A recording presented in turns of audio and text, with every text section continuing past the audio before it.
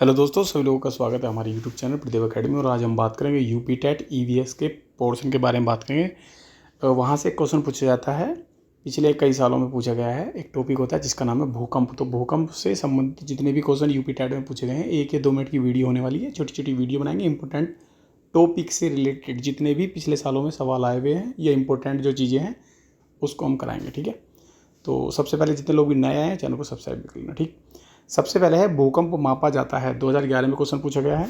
पहला है बोफार्ट पैमाने पर, डेसिमल पर, न्यूटन में या रिएक्टर पैमाने पर। ठीक है, तो इसका जो सही आंसर है वो है ऑप्शन नंबर क्या है, डी। बिल्कुल ठीक है, रिएक्टर पैमाने पर मापा जाता है। ठीक है, अब हम रिएक्टर पैमाने पर मापा जाता है। और भूकंप को जो किस यंत्र से नापा जाता है उसकी तीव्रता को, तो वो है सिस्मोग्राफ यंत्र है, उससे मापा जाता है। यहाँ से टॉप जो क्वेश्चन बनते हैं वो मैं आप लोगों को बता रहा हूँ। ठीक है, रिएक्टर पैमाने पर क्या है, 0 से लेकर 9 तक अंक लिखे हुए रहते हैं। और इसमें खास बात यह है, जैसे मान लो 1 या 2 या 3 है, ऐसे अंक लिखा हुआ है, तो जब इसमें लिखा हुआ है कि एक अंक बढ़ने पर पिछले अंक से क्या है 10 गुना अधिक तीव्रता बढ़ती है। मान लो अगर एक अंक आया है रिएक्टर पैमाने पर और बाद में 1 से 2 पे बढ़ गया है, तो इसका मतलब क्या है, एक जितनी तीव्रता का 1 नंबर पर आने वाला भूकंप था उससे 10 गुना ज़्यादा बड़ा भूकंप आएगा अगर नंबर 2 बढ़ जाएगा। फिर 3 पे आएगा तो 2 से 10 गुना ज़्यादा आएगा। इसका मतलब ये है।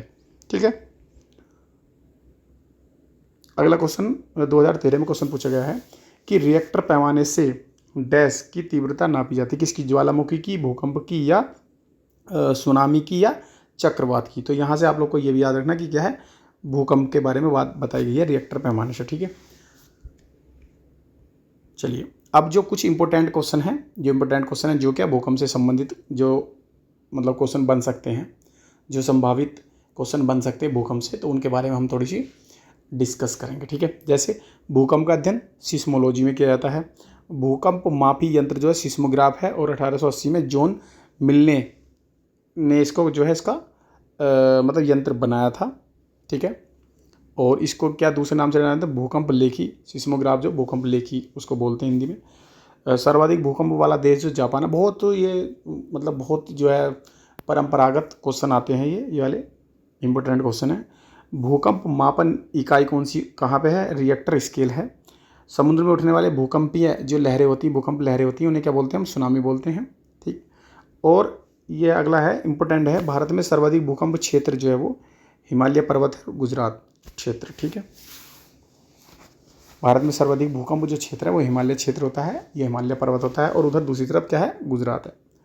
आगे है सुनामी जो शब्द है, ये क्वेश्चन बहुत बार पूछा गया। जो सुनामी शब्द जो है वो कहाँ से लिया गया, वो जापानी लैंग्वेज से लिया गया। ठीक है, जापानी लैंग्वेज में क्या है सुनामी को, और इसकी स्पेलिंग अगर देखा जाए तो टी से शुरू होती है। ठीक है, स्पेलिंग अगर इंग्लिश में बात करें तो टी से शुरू होती है।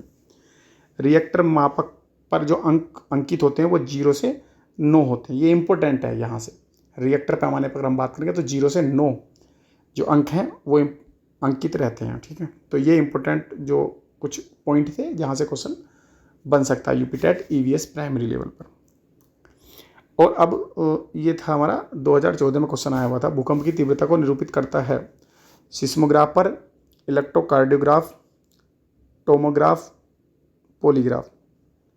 तो भूकंप की तीव्रता को या भूकंप की तरंगों को निरूपित किया जाता है वो सिस्मोग्राफ पर किया जाता है। तो इसका सही आंसर हो जाएगा ऑप्शन नंबर क्या है, ए। बिल्कुल करेक्ट आंसर है। आगे है पृथ्वी की